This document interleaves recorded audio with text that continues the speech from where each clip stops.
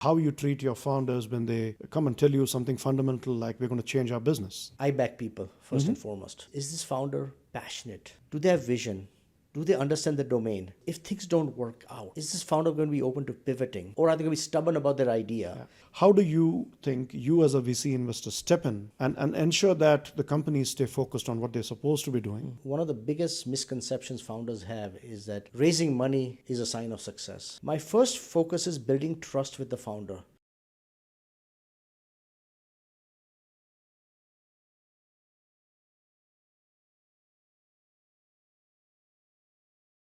Now, let me ask you a slightly different question, which I'm asking this because obviously, no matter how much time I spend with you, I'm a transactional lawyer. I'm never going to give up that hat, right? So my question around this is, what is your view of how the regulatory framework in India has evolved? This is not a political question. This is not about which government did, that's not of interest.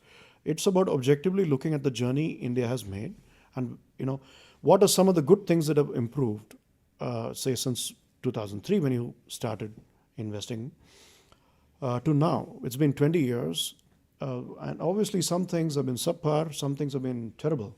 So, what would you like to see in terms of regulatory or legal changes that you think can help Indian founders think big and grow, and also give more comfort? If you see today India, while some of the names that you mentioned are here, even today, I can think of 20 names from the Valley, which are top funds, which are still not investing in Indian companies. Even a Y Combinator still says that you have to be there as a US company to be eligible to be in their cohort, even today, after all the credibility, after all the exits, etc. So clearly some things are being done right, but some things are not being done right. So how can we what can the Indian government and the Indian legal system do to give more comfort to the international investor community to invest in India? We talk about the ease of doing business in India, right? But I think we can't just talk the talk, we have to walk the walk. Of course. Okay? Yeah. Listen, we've come a long way. I would say over the past 10 years, we have evolved significantly as a country that supports startups. Yeah. We have come a long, long way, but we still have a long way to go. So we're going the right direction. We've made a lot of progress, but we have a while to go, right? I think we are fortunate to have a prime minister who actually understands startups. When you talk to him, Absolutely. He understands the lingo.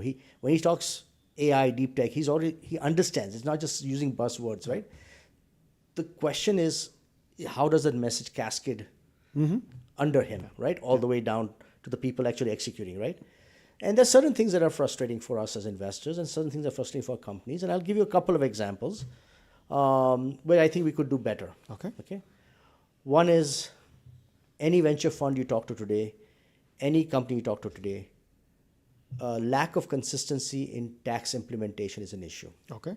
Absolutely, yeah. I agree. We have to understand venture funds invest, they exit, they pay tax, they send money back to LPs. Okay. We can't question these things 7, 10, 15 years later, Indeed. right? So we have to have some consistency in how we implement.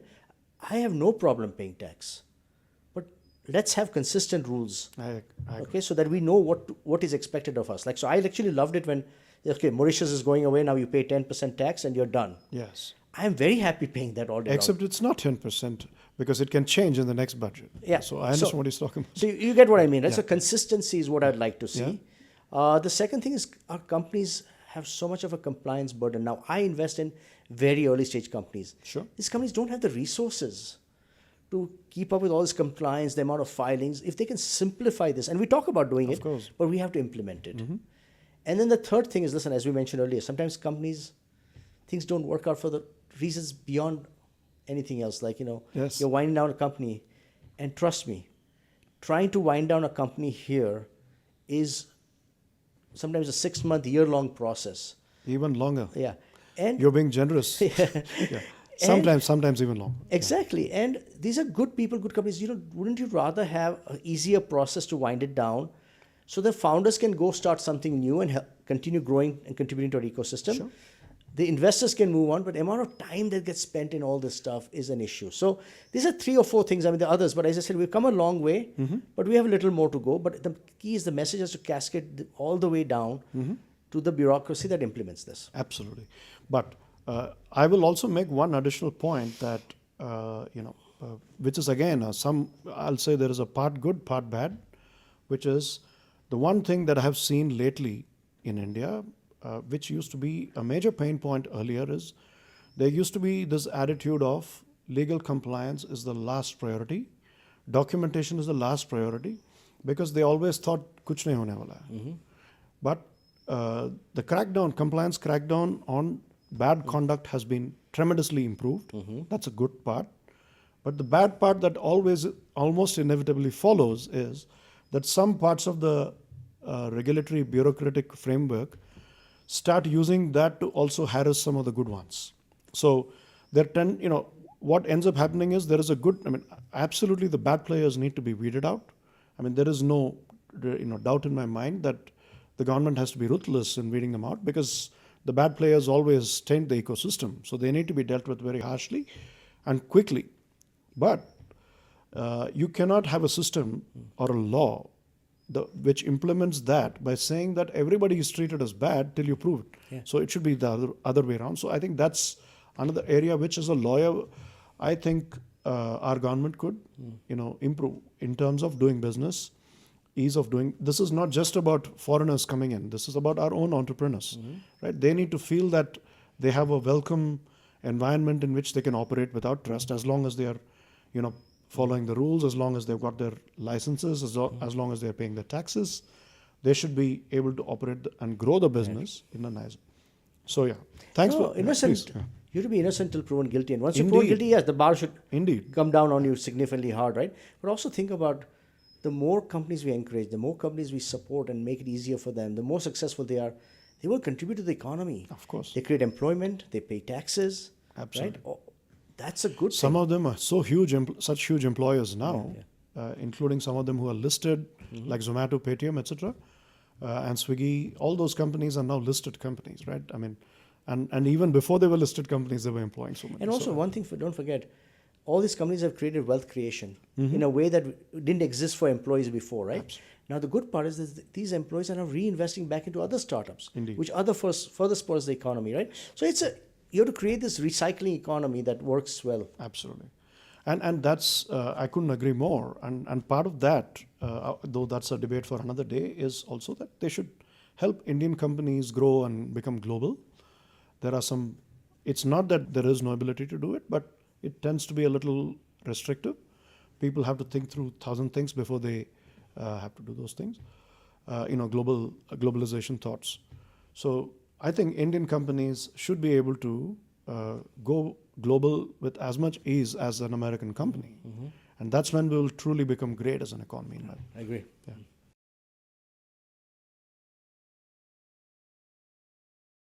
So now I'm going to ask you a slightly interesting question. Sorry to kind of jump this on you, but I'm sure you know about Bessemer Venture Partners anti-portfolio. Yes, very well. But for the benefit of our audience who may not be familiar with what an anti-portfolio is, it's basically, Bessemer, which is one of the leading venture firms from the US, they have listed on their website not just their portfolio companies, but they have something called an anti-portfolio, which are their misses. Those are companies that they talked to but didn't invest in, and which went on to become huge when they have funny stories with some of them. So the funniest one I like is how when they turned down Google, the lady who was renting out the garage to the Google founders wanted the Bessemer partner to meet with him, and he said, "Can you show me the shortest way to the car where I don't go past your garage?" He didn't want to meet them. He didn't even want to take a meeting, and they went on to become huge. So I'm sure every venture fund has some companies that they wish they hadn't missed. So what's your story? I mean, do you have any such that you would like to share with? So Vijay, interesting question. I think I always tell my team the best deals we've invested in are the ones we didn't invest in because we had a reason not to invest, right? Of course. And we can't live a life of regrets. But looking back, there are a couple of companies, given that I'm so focused on consumer, that I wish we had looked at differently than I did. Okay? And that onus is on me. So I passed on both of them for similar reasons. The first one was Licious, Okay. which obviously has gone to be a very successful company. Indeed. And the other was ID Foods. Of course, even bigger. Both companies that I'm actually a consumer of. But the reason I passed on them at that point in time, the thesis, which today is invalid, was these are both perishable products, right? The supply chains are different, Okay. right? How are they going to tackle going to different cities? They can't just keep scaling in Bangalore. They have to go to different cities. How will they scale with a... And at that time, if you remember, we had issues with supply chain, logistics, Huge. cold chain. And the call I made was it's not worth the risk for us. But to their credit, both of them proved me wrong. And I'm very happy for them. And the way they did it was they figured out the supply chain. In fact, they proved it out so well that I backed a couple of guys from Licious to start Supertails. Yes. Right? I So know. the story goes Absolutely, on. Yes. And they were the ones handling supply chain and logistics. And ID Foods figured it out where they said, no, you know what we're going to do is we're going to create localized models of production for our product in each city to be able to deliver this. So I would say those two I would look at as for as anti-portfolio, because if I do it all over again, I would have done those two deals because I like the product, I like the market size, I like the founders. But you know, sometimes... Okay. Given how well Supertails is doing now, maybe you should look out for people who are moving out from ID Fresh to start out, right? Your next... Yeah. Yeah. But I mean, I understand. I completely agree with the rationale there. It's hard to make these calls. And I also think sometimes it's hard to do every deal, right, for you. Yeah. I mean, there are so many good companies out there which are seemingly good. Those must be really challenging to...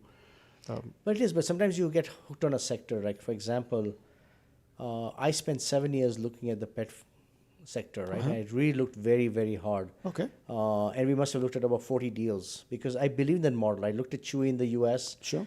And I believe that India was evolving and changing. And that people were moving from becoming pet owners to pet parents. But 7 years ago, people laughed at me. Like, why would you invest in a pet company? Correct, right? correct. But we didn't meet the right team. That was the biggest issue. And then when finally we met the Supertails team, we were like, it clicked. Yeah. And we backed it. And I think now that sector is growing fast and there's so much interest in that sector overall. Basically, the stars needed to align. That's it. It's timing. It's all absolutely. timing. Yeah. Makes sense. And absolutely right, because there are some, pet products startups in India which got off the blocks a little too soon, in my view. So they probably had, everybody talks about the first mover advantage. Those guys probably suffered from the first mover disadvantage because they established the problems to be fixed in the sector and others followed and did a great job. Perfect. So that's wonderful. From your VC hat, what do you think is the role that startups are going to play in this 6 trillion of GDP to be built in the next 5 to 6 years? I think the bigger opportunity is things like India for India. Large industries in India have to start buying local. India for India manufacturing. For example, we've for so long been so dependent on China. What is your message for Indian AI founders in particular? Even in the valley, AI is not fully understood. So the two things. One is prioritization and one is the ability to go to market. What's the differentiation? What's the scale? Who eats them up?